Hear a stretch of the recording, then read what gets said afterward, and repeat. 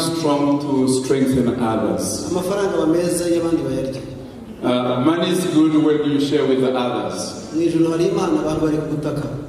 God is in heaven, people are on this ground. So if you're a good person, you need to have yourself where people are.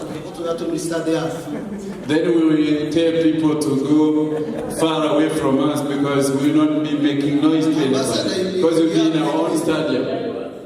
Is it possible?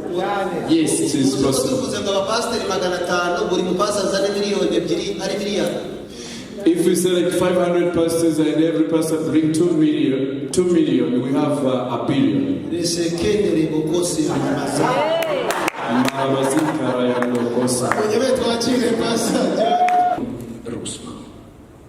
That's my name. Yeah, you try to. Rosman. Yes, good. Rosman. Good. Give him a hand. Good. I'm the father of 4. I'm the husband of 1 wife. I am the grandfather of 7. And more is coming. Ikiganiro biracyashoboka muri uno mwanya muri kubona imbere yanyu kuri screen umushumba benshi mumenyereye ntabwo navuga mu izina ariko agiye kubabwira abipresenteho naho arangurira ubutumwa umwanya nuwe.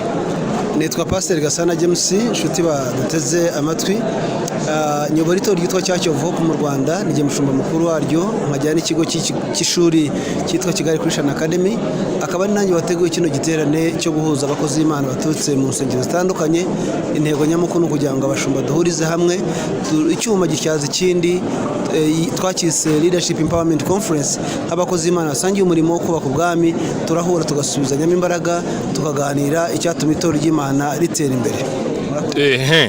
Tugikomeza twabonye abashumba batandukanye baje bava mu mihingo itandukanye y'igihugu cy'u Rwanda. Amahugurwa agamije kugera kuki mwifuje gutegura no mahugurwa twabonye akomeye yitabiriwe n'abashumba batandukanye kandi bakomeye. Impamvu nyamukuru y'iri torero hari inkingi 3 dushaka kwa addressingaho cyangwa kuvugaho zikomeye cyane ni inkingi y'ubumwe.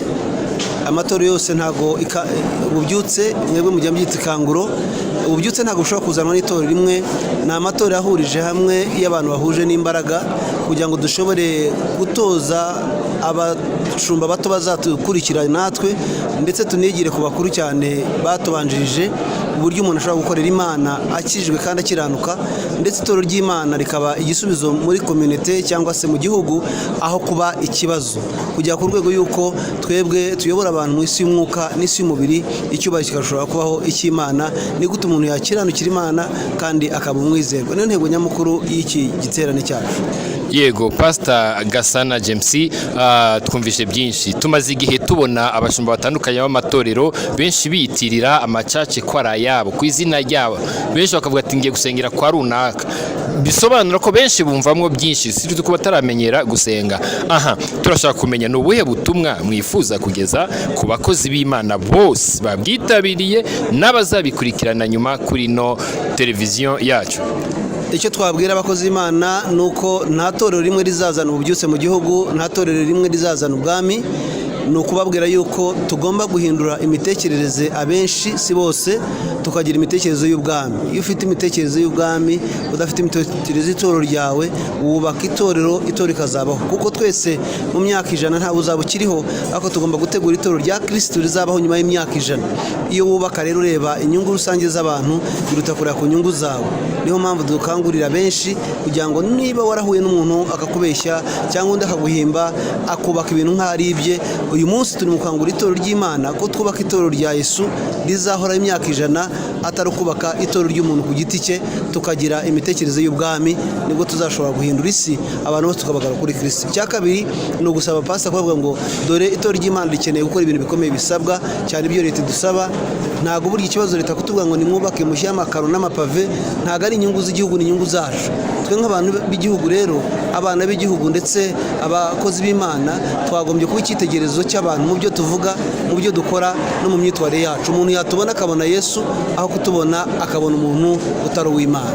nizihe mbaraga rero mwakoresheje ngo uyu munsi twabonye mwafunguriye abantu mwabahaye ibyo kunywa na hano hantu twabonye hakomeye cyane nizihe mbaraga cyangwa niye support n'ubuhe bushobozi ubushobozi dufite tw'icyo twakoze ni kimwe naricaye mbitekerezaho mbiganiriza abandi kuko dufite umutwaro umwe dufite umutwaro w'uko itorero ry'Imana rigomba kubaho njye nashatse amafaranga ku giti cyanjye ndayabika ndayazigama ndabona nanjye umunsi umwe nzahuza abakozi b'Imana dusangire gusangira n'umuco undi wahuje abantu murasangira ubundi mu muco nta nubwo uvuga ibyo kurya ubusanzwe oya no kwakira abantu bacu ubwami kugira ngo durusheho gutyazanya harimo abakozi b'Imana bamaze igihe kinini badaterana uyu munsi twahuye kugira ngo twongere gusubiza imbaraga yewe niba urusengero utagikora warakodeshaga uyu munsi muvuga ngo niwe torero uracyakoma imbaraga zacu rero niziye twakoresheje nabashumba bishyize hamwe twishakamo ubushobozi turahura icyo bari kibikimana dutumira umushyitsi uvuye Suède kugira ngo azaze twigishe nk'umukozi w'Imana w'inararibonye yaje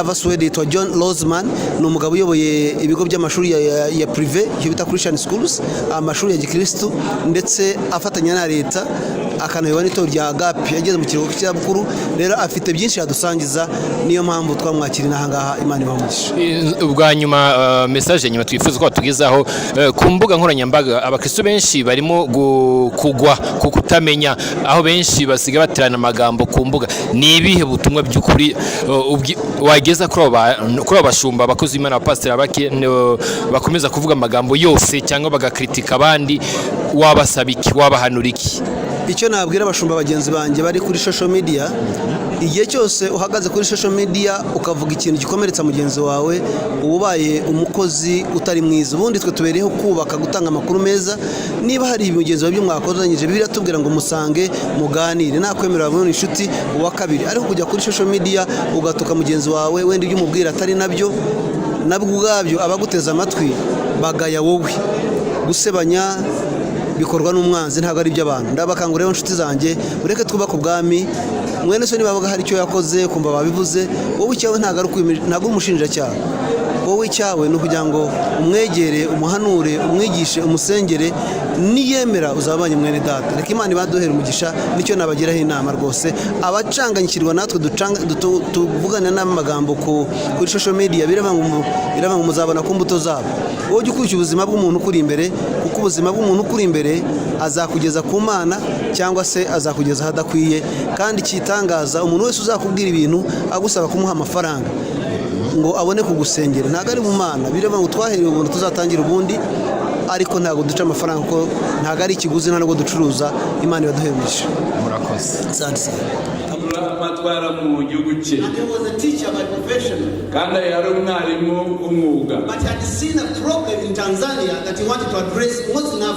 yari yabonye ikibazo muri Tanzania muri Afurika yagombaga gukemura umunsi umwe arimo kuvugira abantu ngibi ibyo yavuze he told them about the problem that they are going through and at the end of the day some people ask how are we going to do this yababwiye ibibazo abantu bahura nabyo hanyuma abantu bagasaba kuvuga ngo tuzabikemura dute then he answered them and said three things abasubiza ibintu bitatu akawaambia kwamba arababwira ngo he said to them sababu tunayo the reason we have ya kubadilisha nchi ya Tanzania the reason we have to transform or to change this nation of Tanzania cha kwanza akasema sababu tunayo alisema he said the reason why akasema nia tunayo he says that we have aim we have kuja nisaidie kidogo lazima watu tunasema transformation akasema hivi akavuga ngo sababu tunayo ubushobozi turabufite impamvu sababu ni impamvu turayifite yaraje sababu tunayo impamvu dufite turayifite nia tunayo ubushobozi turabufite ubushobozi turabufite ubushake byose ni ikintu ushaka ubushobozi haleluya pasa ino sakam bino sana alisema hivi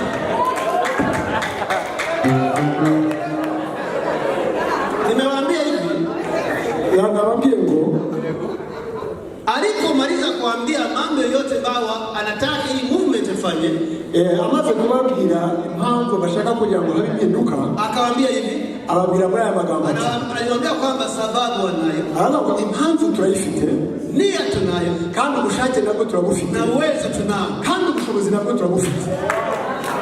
sababu tunayo, impamvu turayifite, nia tunayo, ubushake turabufite, na uwezo tunao, kandi ubushobozi nabwo turabufite. Nataka niwaambie tena ndugu zangu, ndashaka kugira ngo nongere mbabwire bene data, sababu ya unity ya Wanyarwanda tunayo, natwe nk'Abanyarwanda impamvu turayifite, sababu tunayo, impamvu turayifite, uwezo tunao, kandi ubushobozi turabufite, na nia tunayo, kandi n'ubushake turabufite nabwo. sija kuri hizo mambo leo.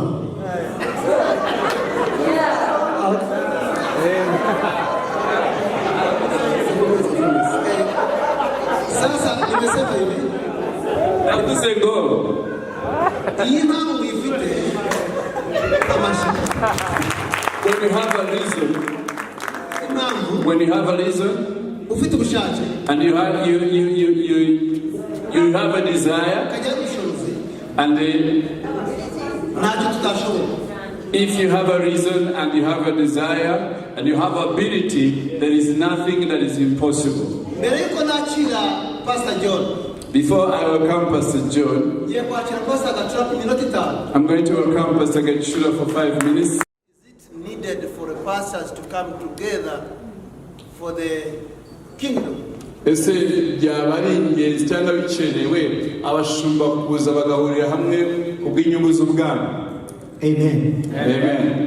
Bampaye iminota 5 kandi ndayikoresha uko bayimpaye. They have given me 5 minutes and I'm going to use it. Ndashaka gushimira Pastor Gasana. I want to thank Pastor Gasana N'abakozi b'Imana batandukanye bashoboye kumufasha kugira ngo iki giterane ishobore kuba gifite isura turimo tureba uyu and munsi. different servants of God who stood with him to join him so that this conference will look like this. Ababyeyi bacu bo mu mwuka turabubaha cyane. Our spiritual parents, we really honor you. Muraba agaciro gakomeye kuri twebwe. You are valuable to us. Tutabafite ntabwo twaba turi icyo turi cyo. Without you, we wouldn't be who we are today. Turaba turibo turi icyo turi cyo kubera mwebwe. We are who we are today. We are we are doing what we are doing today because of Natanze ikiguzi cy'umwuka kugira ngo igihugu cyacu kigire isura turimo tubona. Mureke tukomera abakambwe bacu bo mu mwuka mashi. you have paid a price for the nation of Rwanda to do what it is today. You have paid a price. Let us join us to clap for you. Pastor Gasana asaba kugira ngo mvuge ku kintu cy'ubumwe. Pastor Gasana, when he asked me to talk about the unity. Ubumwe ni ikintu kigari cyane. Unity is very huge. Kandi ubumwe mu kintu nabonye iyo cyakoretse kigatanga umusaruro wacu ntabwo ukenera kuvugirwa urigaragaza. And when we have a success in our unity, the result will be huge. We don't need to speak about it. It speaks for itself. Itorero ry'ibyakozwe n'intumwa. The church of the Acts of Apostles. Nta mafaranga Yesu ajya kuva mu isi yabasigiye. Jesus, when he went out of this world, never gave them money. Nta konte yaberetse. He didn't show them account. Nta bibanza yaberetse. He didn't show them a Nta land. birombe by'amazahabu yaberetse. He did not show them the way they can get home. But he asked one thing. Arabwira ati nimube mu bumwe. He said, I pray that we may be one. Iryo jambo bararibumbatiye. They kept to that word. Basengera hamwe. They prayed together. Bizerera hamwe. They believed together. Bakorera hamwe. They worked together. Bagendera hamwe. They walked together. Batanga ibyabo bashaka bwa bumwe ngo bushigikirwe. And they gave their own properties to support the Bibiliya unity. iratubwira. The Bible says Ubwo bumwe Imana yabuhaye umugisha. that in that Buri unity, munsi Imana yabongeraga abizera. God blessed them, and every day he added to No people. wonder why. Your mom, Itorero uyu munsi ridafite umusaruro. church has no results today. Bamwe turimo turapfira aho turi. Some of us, we are dying where we are in our Umwana resurrection. aragushotera aho uri. Nanjye akanshotera iwacu. The enemy kicks me from my place. He kicks you to your place. Bakarebana nanjye nkabona ko wakubiswe nanjye ukabona ko nakubiswe. When I see you have been hurt and I have been hurt. Ukambona nk'igisigazwa cy'abadayimoni nanjye nkakubona nk'ikindi. I see that you are a survivor from demons and you see me as a survivor from demons. Ariko bariya bagabo. But those men, Imbaraga zabo zari mu bumwe. their power was in Imana their unity. ikamugisha ubumwe bwabo. God blessed their unity. imbaraga z'umwuka wera ziramanuka. The power of the Holy Spirit came upon them. dusigaye dukomera Imana mu itorero mu matorero yacu. Why are we making noise in our churches? Ngiyo iragukoraho. It's like God is trying to touch you. But you go to observe, you find nobody was touched by God. We are missing the power of unity. Unity is so powerful. Unity brings what we call diversity. The way you look is different from the way I am. That is not, it should not bring enmity or difference. It is diversity. This is what God has created for beauty.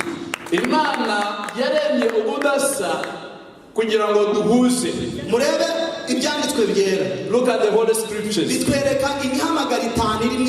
They show us 5 calling that is in the church. A calling of a pastor is different from the calling of a teacher. A calling of a prophet is different.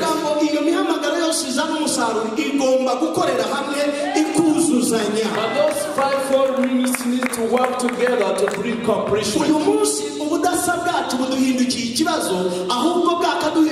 Today our differences have brought problems instead of blessing us. If God has called you to pray for the sick, pray for them. If someone is encouraging people encouraging others, let us work together so that the church will benefit. Unity helps the church to enjoy diversity.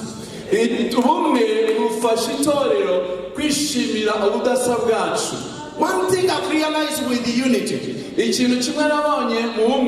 the unity comes in the body of Christ, it does not bring addition. It brings multiplication.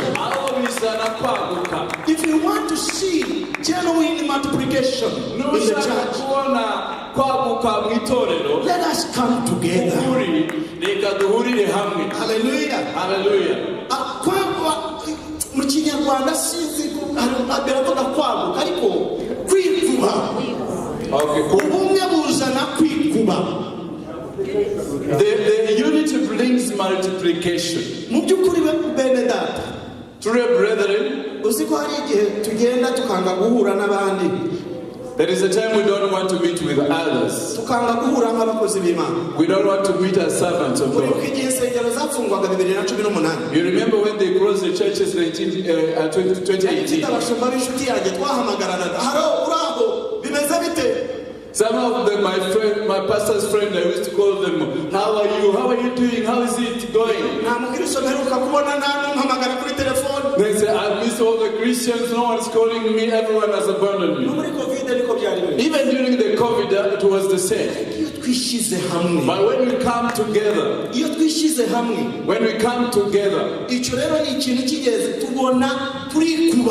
that is very important. Bringing together, coming together brings multiplication. Another thing, where there is unity, there is peace. Where do we get our wars? Why do we fight each other as churches? We don't eat on the same plate. We don't sleep in the same house. So what's wrong with us? Ask your neighbor, what is wrong with me and you? What is the cause?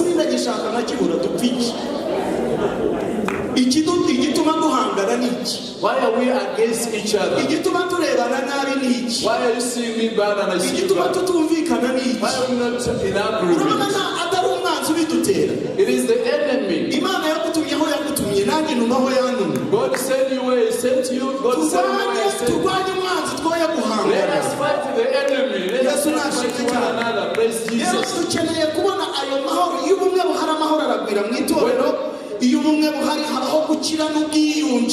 When there is unity, there is peace, there is healing and reconciliation. Let me end with these 3 things. Where there is unity, humility. There is guca bugufi. Kimwe mu bintu bimize ubumwe ni amashagaga. What has swallowed unity is because of our pride. Amashagaga na competition. Yeah, that pride no kurushana. Nkunda kubwira abantu b'iwacu.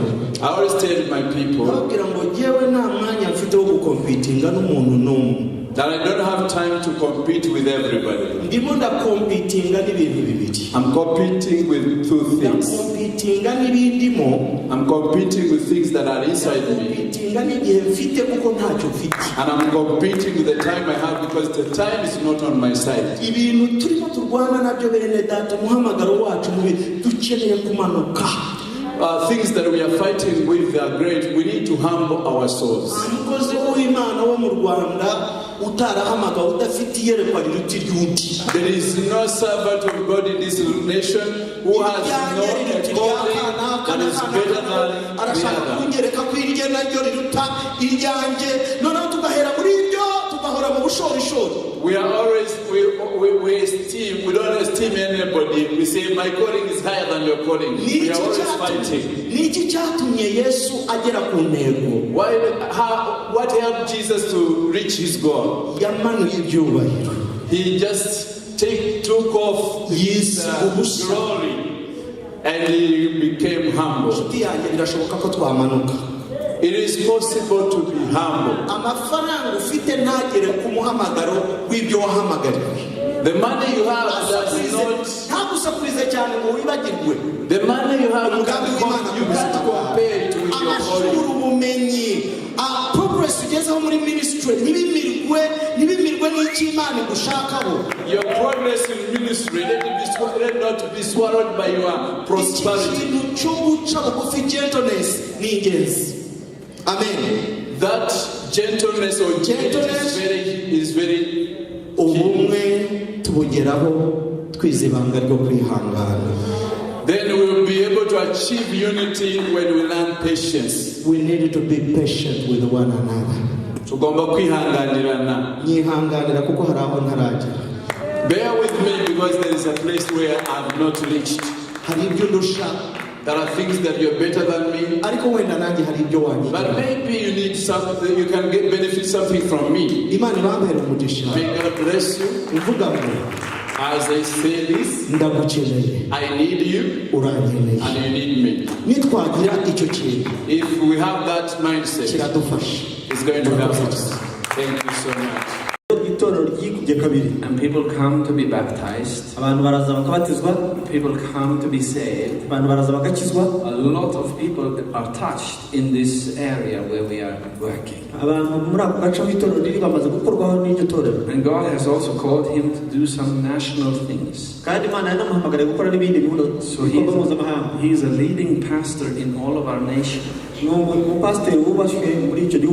And I just rejoice. I just praise the Lord at his success. There will never be a power struggle between us. On the other hand, I could go in a different direction and take care of our schools.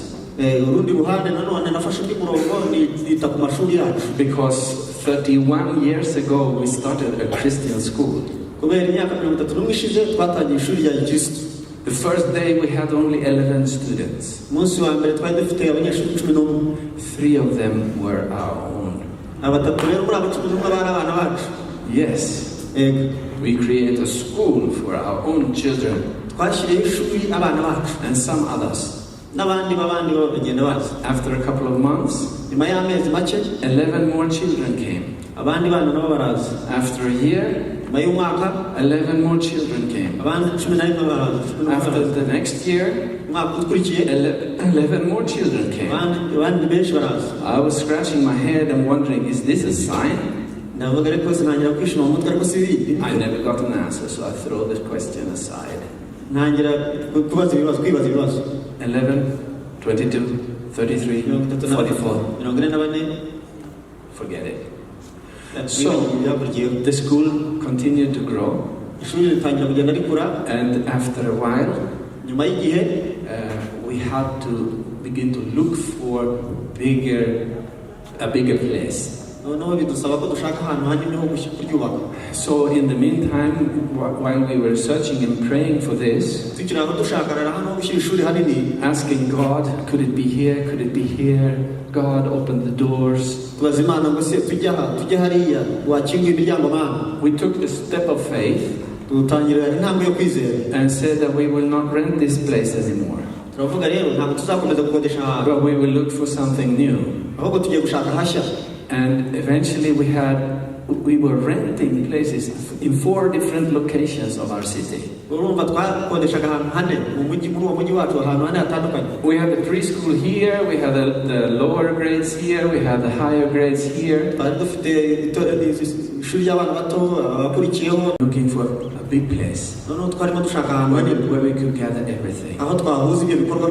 So all of a sudden I saw that the TV house of our city was going to be empty. TV house, Swedish television. It's a big facility. It's 6,000 square meters.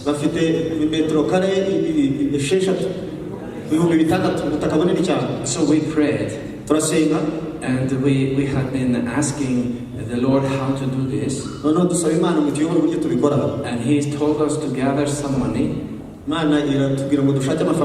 So we gathered about 2 million Swedish kronor. But this facility, it was worth 38 million Swedish kronor.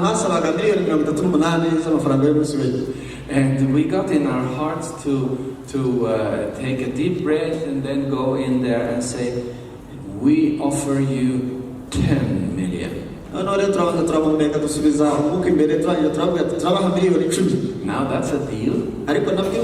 From 38 million to 10 million. We did not know how this should go. And moreover, we just had 2 million to pay the 10 million.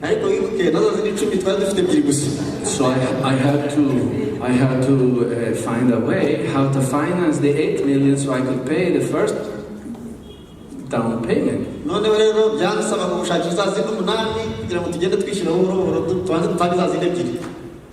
The banks did not want to give us a loan. Then I got in my heart that I have a friend that's working with banks in Norway. So I thought I'll call him. So I called him and I asked, can I borrow 8 million from you if I need it? And I described the project for him. And he said, yes. That's what friends are for. Amen. So I had it. So that's when we put down the 10 million, we had this. And when this happened, the other banks in the city, they said, oh, it happened. So, well, now we can think about giving you a loan. So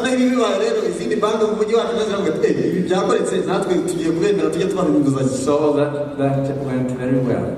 And then after this, we have used many millions to accommodate the school and the church and the preschool and everything and remodel the whole place. So it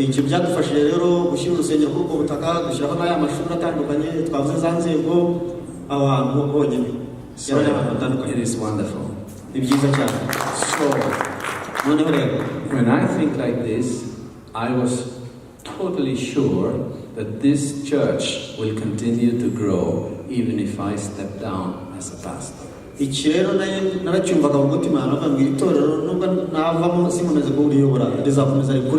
new generation will take the vision and run with it. The The church will grow and the school will grow. After a while, 2 other Christian schools in other cities, they came and said to me, would you consider taking care of our schools too?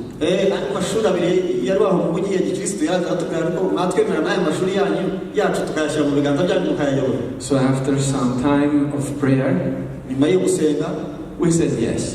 So now we have 3 schools. It's more than 700 students altogether. And then after a while they came from the organization of Christian schools in Sweden.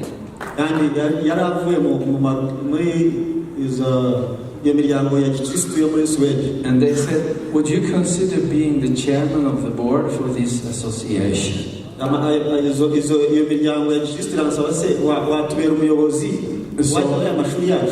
I saw that this is also part of the calling of God. I gave the church over to a new generation. So now God is opening up this calling that has to do with teaching, that has to do with education. Praise the Lord. And after a month, they came from the independent schools of Sweden. They are not necessarily Christian, but they are independent of the state. So they said, do you want to be a part of the board of these schools? So I said yes. So we have ourselves only like 700 students. But together with the Christian schools, there is 10,400 students. And together with the independent schools, there is 410,000 students. So, of course, with all these people that are not Christian, we also have to cooperate. And what is the point of cooperation? It's the values. It's the value base. It's the values of Proverbs. It's the values of Paul. It's the values of the Bible. Even if we don't tell them exactly where in the Bible it says. If they want to know, of course we will disclose it. Otherwise, it will remain a secret with the Christians. So here we need a lot of wisdom. Because there are enemies out there. And they are not necessarily against us. But they are against the faith. They do not want young children to receive faith. They do not want young ones to grow up in an environment where Jesus is worshipped. So this is a battle. This is a spiritual battle. This is a ideological battle. It's a battle in every way. But I must tell you, we know that God is on our side. tuzi ko imana iri ku ruhande rwacu. And many times we return to the foundational truths of the Bible.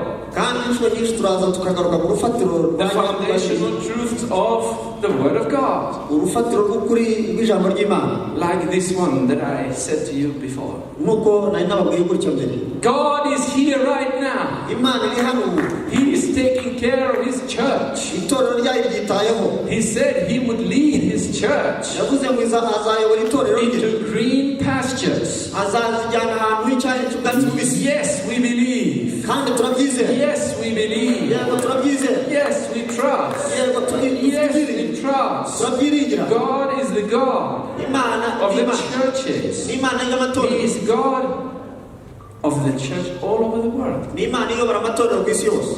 God is God in the kingdom. Imana y'ubwami. Jesus is king in the kingdom of God. Yesu ni umwami mu bwami bw'Imana. Amen. Amen. So this is where we fetch our encouragement.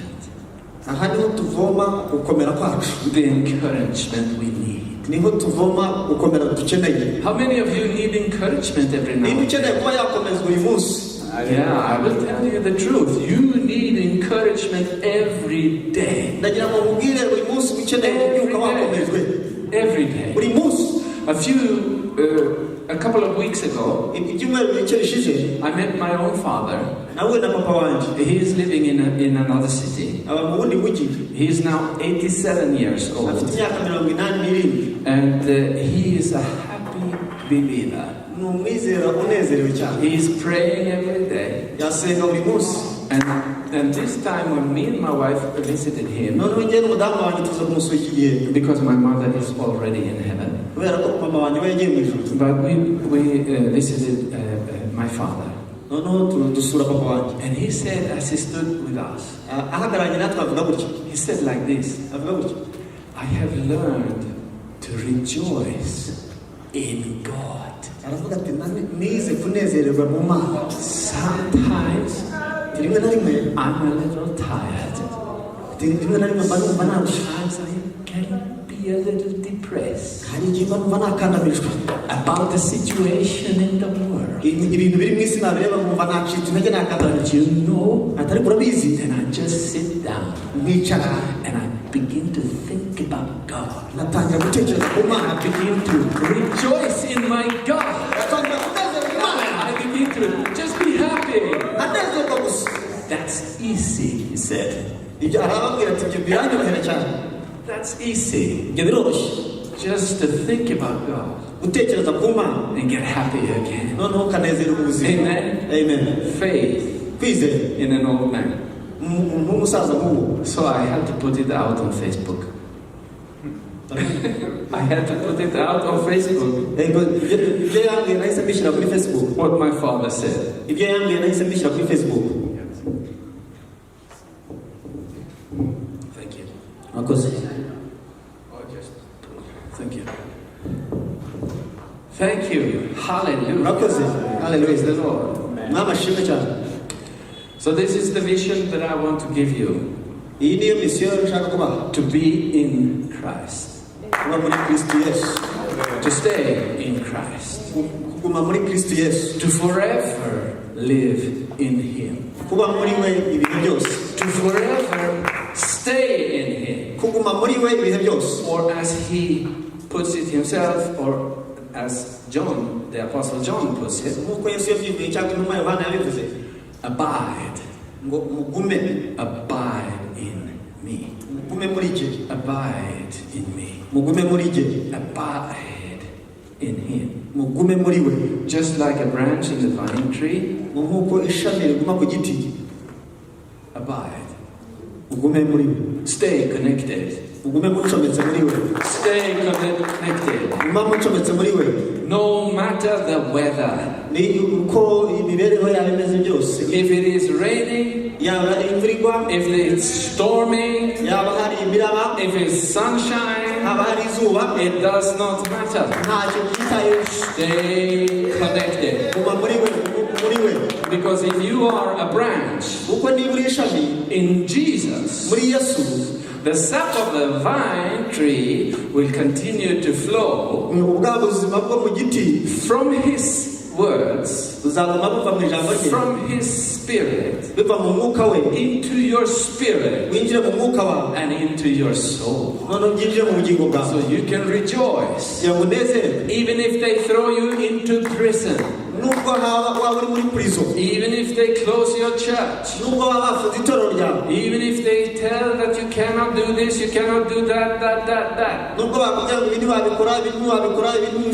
All right, then I will just sit down and I will just praise my God. I will just get my views on God. And one of the most foundational truths of the whole Bible is God is here right now. He is not distant. He is not up in heaven only. No, down here He is working. And the word of God is close to you, says Moses already. It's near you. It's in your mouth. And it's in your heart. So you can do it. So you can practice it. Amen. Amen. Hallelujah. Amen. Praise the Lord. Hallelujah. Amen. So, of course, there's a lot of scriptures, and I will not preach them all to you. But I want to ask you some questions already now. So if you have a paper and pen, please write down a few pertinent questions.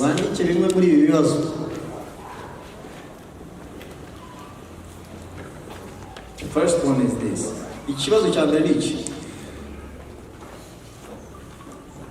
Who is God for you?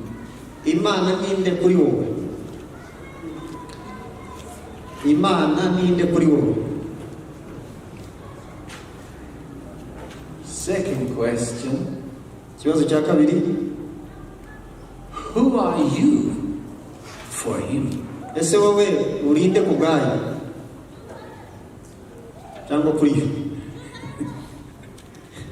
Hallelujah. Amen. Third question. What is your experience of being in Christ?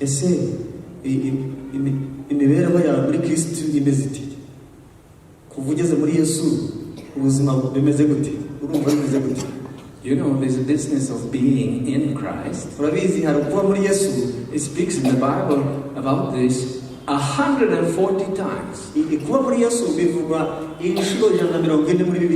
140 times in the Bible. This strange expression appears. If anyone is in Christ, he is a new creation. It does not say if anyone is a Christian. It does not say if anyone is labeled Christian. No. It says if anyone is in Christ. In Christ as a branch in a vine tree. Hallelujah. Amen. 140 times. Only once is the word Christian written in the Bible. In Acts. You know, only once. But this is what the world has taken. It's the titles, it's the outward things. This one can be labeled a Christian. So I label myself a Christian. But the idiom, the thoughts of the Bible is that we are in Him. We are in Him. And I believe that when we understand this, new energy will come to us. New energy will come up in your spirit when you understand a little more of the presence of God, the gospel. I give you a fourth question.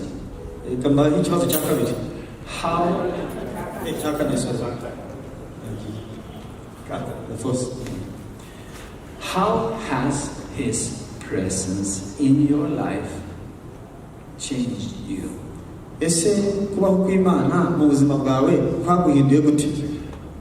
How has His presence in your life changed? So now think about these questions just a few minutes, and then you will share it in groups of 3 or 4.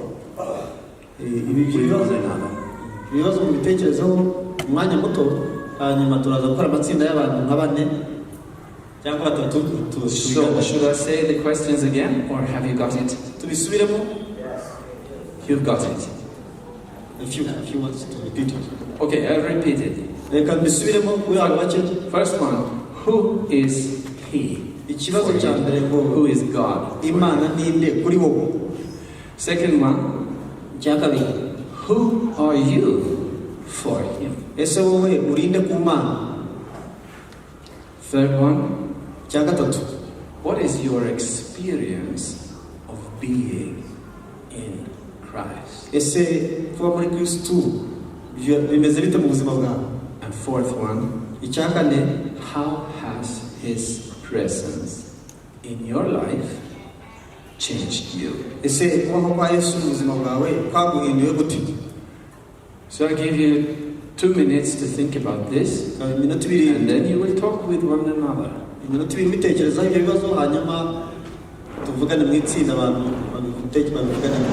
Yeah, I am John Rosman, and I come from Sweden, and I'm here in Rwanda to give you the thoughts of God when it comes to the development of human character, and also the skills of a human, but also for the third step, it's about the training to serve others, how to love other people. This is so important. This is my message.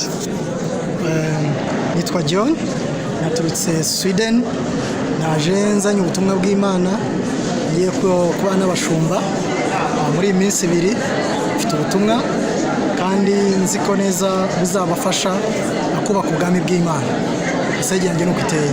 Well, servants of God are called by God. Abakozi Imana bahamagawe n'Imana. And the most important thing is to stay with the call. Icy'ingenzi ni kuguma mu muhamagaro. And stay to be a giver of life. Kandi bagatanga ubuzima. So you should not really be measured by the outward appearance of anything. Ntabwo boneka kubyo ibigaragara. But if you live from your heart, you will also see fruit. Ariko iyo urebye mu mutima agatanga n'umutima we bigaragara ku mbuto yera cyangwa zigaragara. So be bold, share love, share faith, share hope, and it will increase. Gusangira urukundo, ibyiringiro n'ubutumwa bwiza nicyo cy'ingenzi kandi giteza imbere umurimo w'Imana. Imana bamugisha.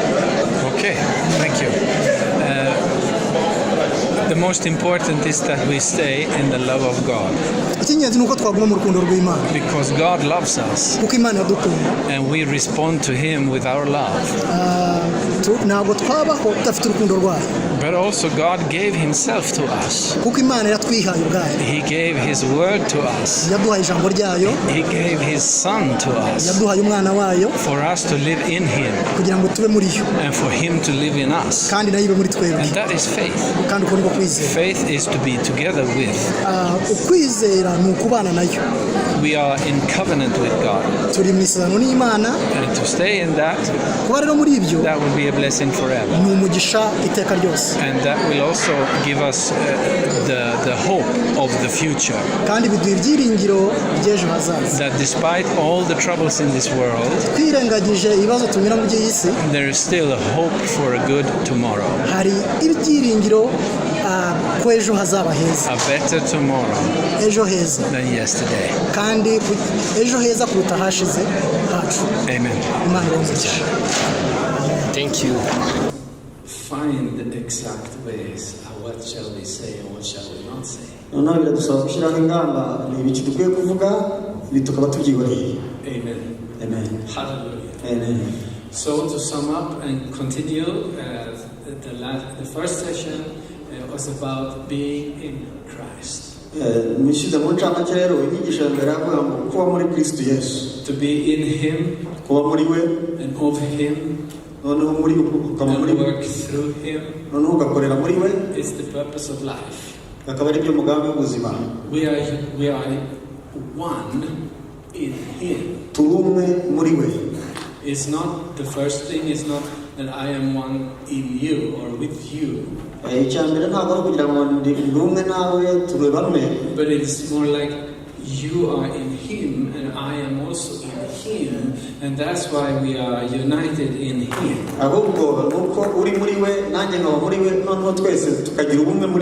Amen. Amen. And many times God has led me to pray the prayer of Moses. You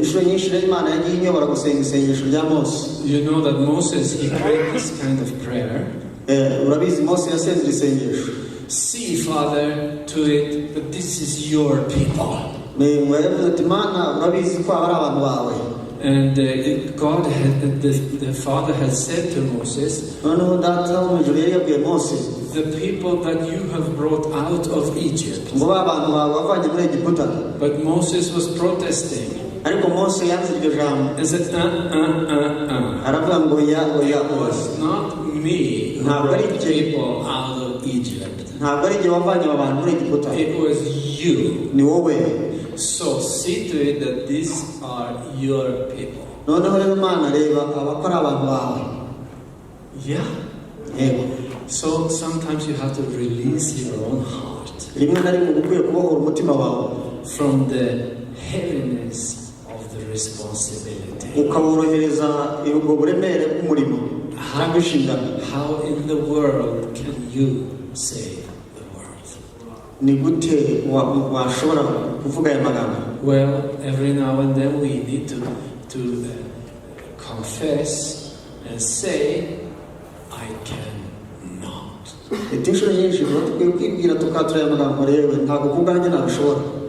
But you can. You can do it. Pour out your spirit. Pour out your Holy Spirit again and again and again. Pour out your spirit on the hearts of all the believers. That's the prayer of Moses. Amen. Amen. We throw it on God. We throw it on God. And probably the soul goes with it. And the body is buried. But for the materialistic mind, they judge only from the material things. The superficial things. But the superficial things are not the most important. The real riches are in Christ. We have everything in Him. He is our all. He is our everything. And every now and then we really need to come to worship. You are my everything. ukamuramya uvuga uti niwe byose byanjye. You are my everything. Niwe igisubizo byanjye byose. You are my life. Niwe ubuzima bwanjye. You are my righteousness. Niwe gukiranuka kwanjye. You are my wisdom. Niwe ubwenge bwanjye. You are everything I need. Niwe byose nkeneye byanjye. I need nothing in this world. Ibi nkeneye byose ari bari biriya. Except for you. Nta kindi ndetse your words. keretse ijambo ryawe. Except your guidance. Keretse kuyoborwa nawe. Except your blessing. Keretse umugisha kuri wowe. Everything that comes from your heart. Keretse ibintu byose biva kuri wowe into my heart. bikaza mu mutima wanjye. Father, Papa, let me be a fountain. Leka ube isoko, ube migezi of living water. Ube migezi y'amazi y'ubugingo. Of living water. Imigezi y'amazi y'ubugingo. That is where the Spirit is giving out through your life and mine. Kubera ko umwuka avana mu buzima bwawe agashyira mu bwanjye. All the gifts that come from above. Impano zose ziva mu ijuru. They are pure. Zirera. They are wonderful. Ziratunganye neza. Amen. Hallelujah. Hallelujah. You know the scriptures. Muzi ibyanditswe. Because you are preachers. Kubera ko muri abavuga butumwa. You know the scriptures. Muzi ibyanditswe ko bivuga. You can pull strings. Bishobora kubisubizamo imbaraga. From these revelations. Ushobora kwakira ishuri rivuye muri imbaraga zivuye muri iri shuri. Amen. Amen.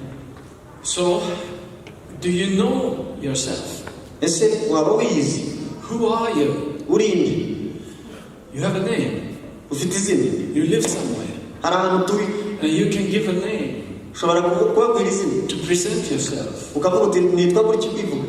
When it comes to the outward. Cyane cyane ku bigaragara inyuma. You have a name. Ufite izina. You have a place to stay. Ufite ahantu turi.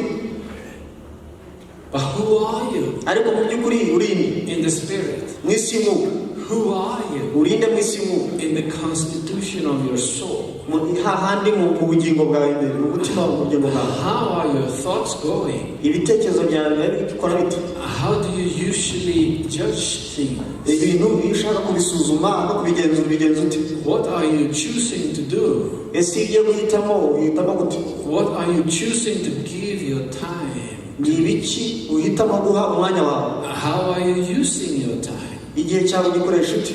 When it comes to the relationship with God. Iyo bijyanye n'ubusabane bwawe n'Imana. And to the relationship with all your family. N'ubusabane n'umuryango wawe. And your church. N'itorero ryawe. And your school. N'amashuri yawe. And your job. N'akazi kawe. And all the people you meet around you. N'abantu mukunda guhura. The use of time. Ese uburyo ukoresha igihe. It is for you to take care of. No kugira ngo ubyiteho. This is the most equal thing in the world. Ibi ni byo bintu bikwiye by'agaciro. Every single human being gets the same amount of time every day. Buri muntu wese mu gitondo yagiye bamuha amasaha angana bakayamuhereza mu gihe kuyakoresha. Here you have 24 hours. Ufite amasaha 24. How will you use them? Ayo masaha uyakoresha ute? How will you spend them? Uyakoresha ute igiye kuyakoresha? With whom will you spend them? Uyakoresha nande? Uyakoresha kuri inde? Will you just waste them? Cyangwa se urayajugunya gusa? Of course not. You are a responsible preacher. Uri umuntu rwose wita ufite inshingano. You are a responsible believer. Uri umwizera ufite inshingano utahamagara kwangiza. And the Holy Spirit will help you how to use your time. Noneho umwuka wera azagufasha uburyo wakoresha igihe cyawe. Because as we use our time, uko uburyo dukoresha igihe cyacu, we will also continue to grow. Bizatuma dushobora no gukura. We will also continue to grow in God. Bizadufasha gukura mu Mana. Bizatuma dukomeza gukura mu Mana. Amen. Amen. So, follow the voice of God. Noneho rero kurikira ijwi ry'Imana. Follow the voice of peace. Kurikira ijwi ry'amahoro. Follow the voice of purity. Kurikira ijwi ryo kwera. Hallelujah. Amen. He comes to challenge you and to lift you up and take new steps every day. Aza kugira ngo aguhinyuze agusunike ugende utere intambwe nshya buri munsi. Why? Kubera iki? Because all of your being, kubera ko wowe n'ubugingo bwawe bwose, that is your whole spirit, ni ukuvuga ngo umwuka wawe, your whole spirit, soul and body, umwuka wawe uri mu mubiri, shall be preserved. Uzarindwa. blameless uzasanga utariho umugayo until the coming of the Lord Jesus Christ. kugeza kugarura kwa Yesu. Ariko nanone ntibikujyana ahantu ngo turebe natunganye nta nenge. Don't run too fast. Wihute cyane. You're not perfected yet. Ntabwo uratungana. Do you look like Jesus 100%? Ese urabona umeze nka Yesu 100%? Do you behave like Jesus 100%? Urabona witwara nka Yesu rwose 100%? Are you sacrificing yourself as Jesus 100%? Urabona rwose waritanga nk'igitambo 100% nka Yesu? Well, I think we have a long way to go. Ndatekereza ko urugendo rukiri rurerure imbere. But we should aim for perfection. Ariko tugomba kugira intumbero yo kugera mu gutungana. How in the world shall we aim for perfection if we never can reach it? Ese tuzagira gutungana dute? Niba tutazabigera. Well, Jesus, he says like this. Yesu yavuga imvugo, be you perfect. Ngo mubabera as your Father in heaven is perfect. Nkuko data wo mu ijuru rubera. This is Matthew 5:48. Matayo 5.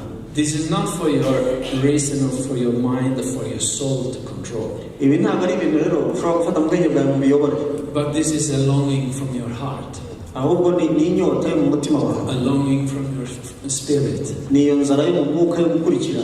Oh, my Father in heaven, data wo mu ijuru, I want to be like you. Ndashaka gusa nawe. I want to be full of you. Ndashaka ngo abe ari wowe unyuzura. I want to be enveloped by you. Ndashaka ngo mbezwe imbere nawe. I want to be surrounded by you. Ndashaka ngo ngotwe nawe. I want to be totally penetrated. Ndashaka ngo winjire mu buzima bwawe with the rivers of living water.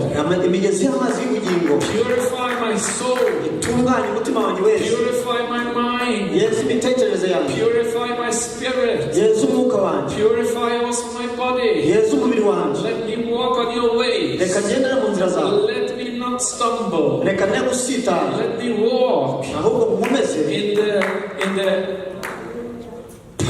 purchased righteousness nce mu nzira zo gukiranuka that you have given me izo wanshyiriyeho at such a high cost. mu kiguzi gikomeye watanze. Amen. Amen. Hallelujah. Amen. So I want to challenge you. Ndashaka ngo musunike. Hallelujah. Hallelujah. I could preach all afternoon about this. Nabwiriza umugoroba wose ubutumwa.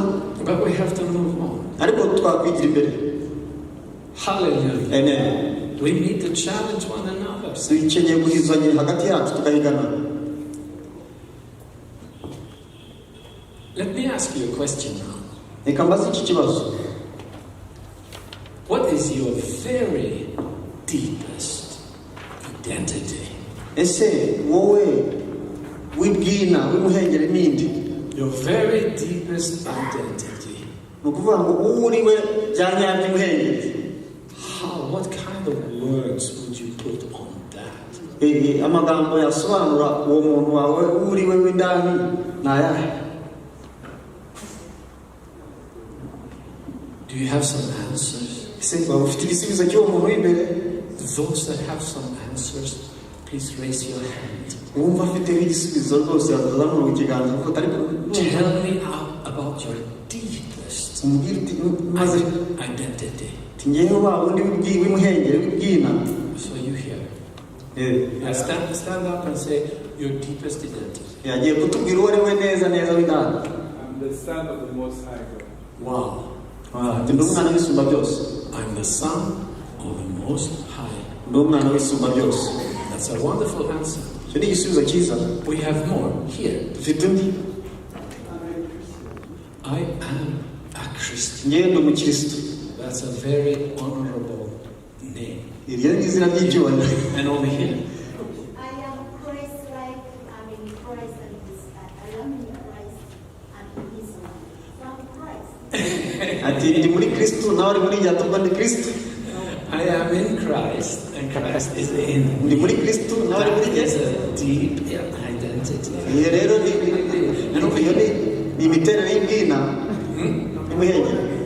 I'm born again. That's wonderful. And here? Is merciful. You're what? Is merciful. Merciful. Merciful. Yeah? This is the essence of God now. urumva nabyo icyo ni igice cy'Imana. Coming, He's merciful towards us. Imana tugira imbabazi twese. So now we can be merciful towards others. Natwe rero byatuma tugira imbabazi abandi. That's wonderful. Ni byiza cyane. Over there. Namwe hari the new creature. A new creation. A new creation. Ni icyaremwe gishya. Amen. And over there. Nawe hari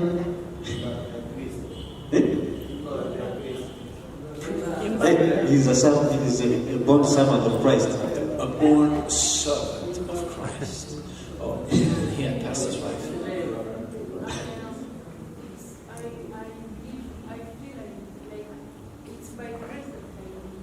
It's by grace that I live. Amen. Amen. And over here, I am God's masterpiece. That's wonderful.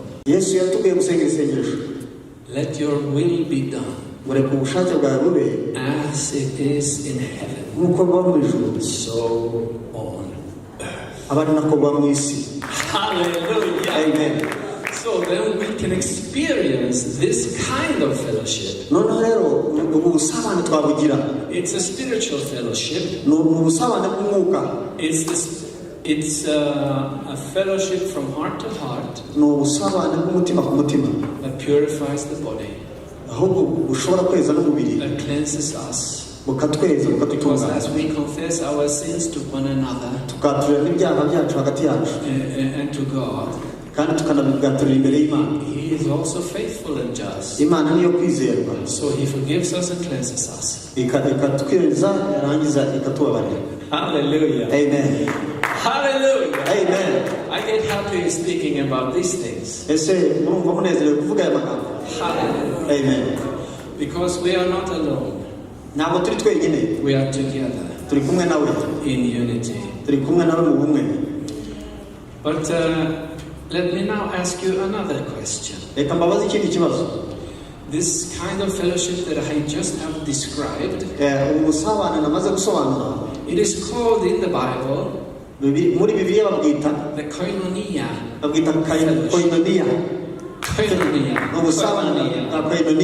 It's not just social fellowship. It's a very deep fellowship that actually involves everything. It involves the spirit, the soul, the body, the money, and everything. Amen. It involves the clothes. It involves everything. Koinonia. Oh, that is wonderful. But it's never just you and the other. It's always you and the other and God. Hallelujah. And He's there to help you.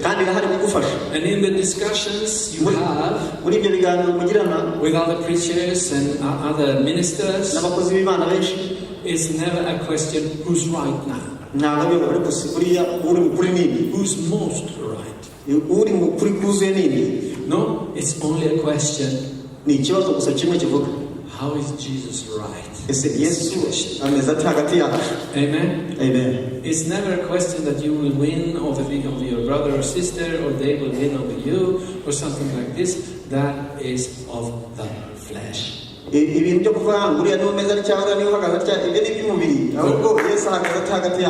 rather the word of God will have its victory.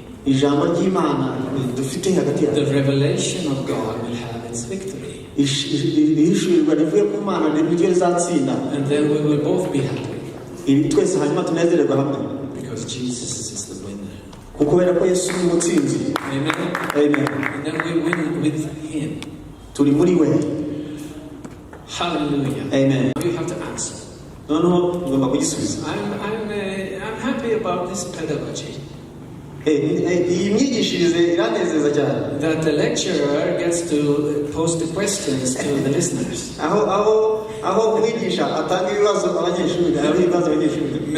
Many times it's the other way around, where the listeners pose the questions to the lecturer.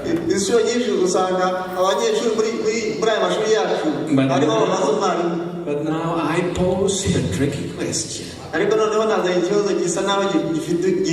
that will make you think. And besides that, you have to share it also. So, how is your koinonia experience? Have you experienced this kind of fellowship that I have been describing? Did you like it? Was it scary? Was it scary? Or was it full of peace?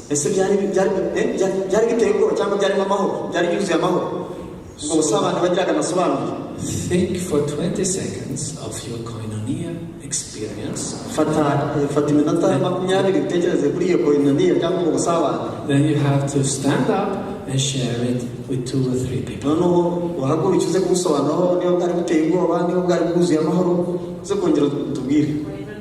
Fruit of the Spirit, you want it, and you want to have it in your life. And that's why most of you can say how it starts. The 3 first words, what are they? Love, patience is absolutely there, but the second one is joy, and the third one, peace. Love, joy, peace. Now let's all say love, joy, peace. Love, joy, peace. Once more. Love, joy, peace. Again. Love, joy, peace. This is what we need. But there are other things in this list. And it is, the next word is long suffering, or patience, or perseverance. And then there are others, kindness, goodness, faithfulness, gentleness. So let me sum this up for you in only 3 words. Because if you have them,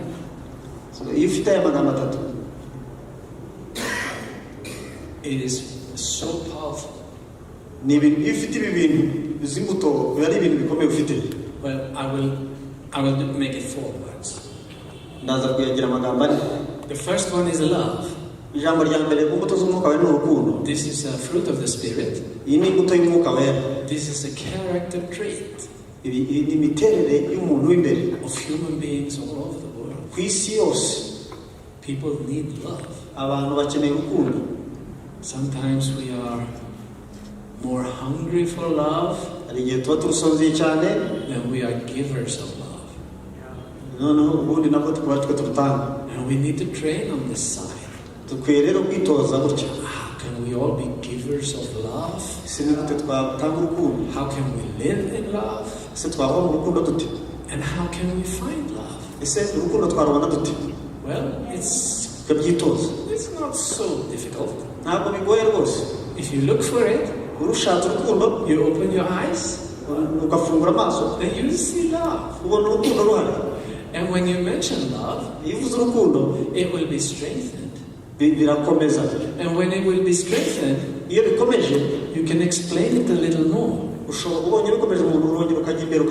What love looks like when it is moving. When it is moving, it looks like care. It looks like kindness. It looks like gentleness. It looks like a lot of wonderful things. And all of it is love. So, I want to teach you now very quickly ndashaka kugira ngo nigishe byihuse a method uburyo found out by researchers, abashakashatsi babonye, brain researchers, abashakashatsi b'ubwenge, positive thinking researchers, babandi batekereza ibintu biri positive bitari ibintu negative, character education researchers. babantu bigisha imiterere y'umuntu w'imbere nico byiza.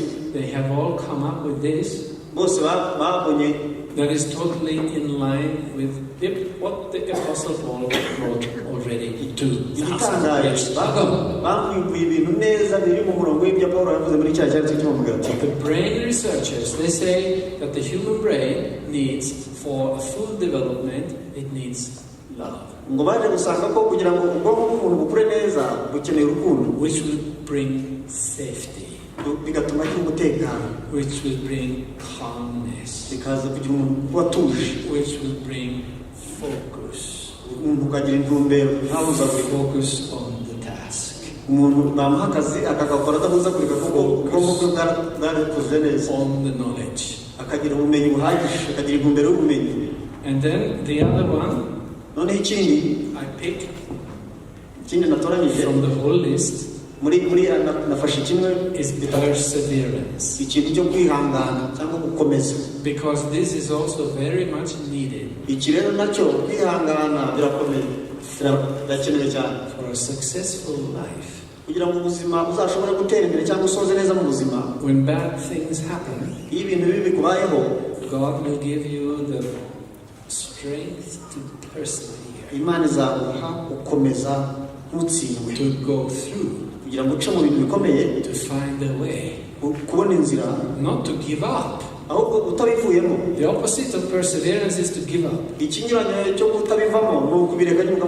it's no idea. The world is too bad. Everything is bad. And I have no salary. I have no job. Everything is bad. The whole world is bad. Then you want to give up. That is the flesh. That is not the Spirit of God. The Spirit of God always will give you perseverance. Yeah, immediately begin to think about solutions. If bad things happen to you, you can take a break for a few minutes, but then you have to begin to think about solutions. We do this, we do this. God, lead me now how we can change this situation. Perseverance. This is what is needed also in the young ones. And then we have self-regulation.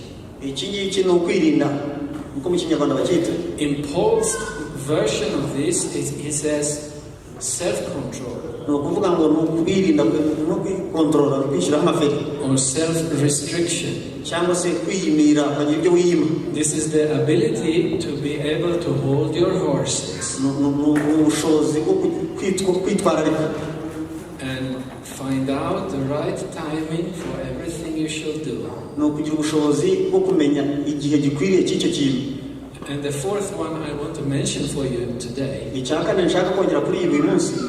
the ability to have compassion. Compassion. It is super important. Because with compassion, you can actually almost like enter another person's heart. And